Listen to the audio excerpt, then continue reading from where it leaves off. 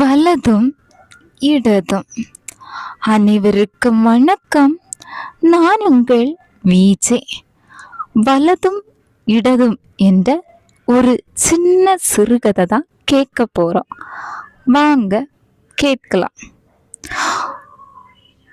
30 வயதாகியும் இன்னும் தங்கள் மகன் பிரகாஷுக்கு திருமணமாகவில்லையே என்று கவலைப்பட்டனர் பிரகாஷின் பெற்றோர்.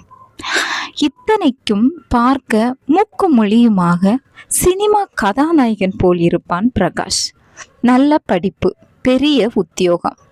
அலுவலக காரிலேயே அவனை அழைத்து சென்றும் பின்பு வீட்டுக்கு கொண்டு வந்து விடுவதுமாக ஏற்பாடு. நல்ல வசதி படைத்தவன். ஆனால் கல்யாண பேச்சை எடுத்தாலே முகம் சுருங்கி கடுகடுவென்று அப்பால் சென்று விடுவான் பிரகாஷ். தங்களுக்கு பிறகு மகனை கண்ணும் கருத்துமாக பார்த்து கொள்ள ஒருவள் வர வேண்டாமா என்று பிரகாஷ் பெற்றோர் ஏக்கமும் வேதனையும் அடைந்தனர்.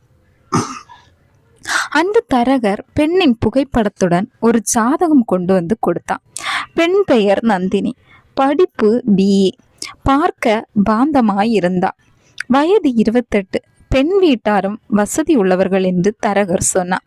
பிறகு ஜாதக பொருத்தம் பார்க்கையில் அம்சமாக இருந்தது. அதில் காணப்பட்ட குறிப்புகளும் திருப்திகரமாக இருந்தன. இவற்றை அறிந்த பிரகாஷ் அரை மனதுடன் தலையசைத்தான். புகைப்படத்தில் காணப்பட்ட பிரகாஷ் பெண் வீட்டாரை வெகுவாக கவர்ந்தான். மேலும் அவனுடைய ஜாதகம் தங்கள் பெண் ஜாதகத்துடன் கனகச்சிதமாக பொருந்தி இருந்தது. ஜாதக விளக்கங்களும் மனதுக்கு பிடித்து போக மேற்கொண்டு நடவடிக்கை எடுக்க தயாரானார் பெண்ணின் தந்தை.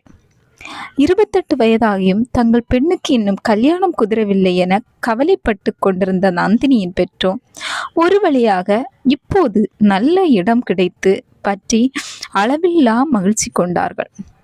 அதன்படி பெண் பார்க்கும் படலம் முடிந்து நிச்சய தாம்பூலம் நடந்து ஒரு வழியாக பிரகாஷ் நந்தினியின் திருமணமும் அமோகமாக நடந்தேறியது. பிறக்கும் போதே வலது கால் சோம்பி போயிருந்தது பிரகாஷுக்கு. அதே போல் இடது கால் சோம்பி பிறந்தவள் நந்தினி.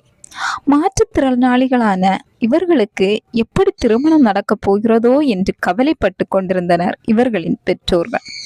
அவர்களின் கவலை தீரும் விதத்தில் நல்லபடியாக மணமக்கள் ஜோடி சேர்ந்ததில் களிப்புற்று மனதார இறைவனுக்கு நன்றி செலுத்தினார்கள்.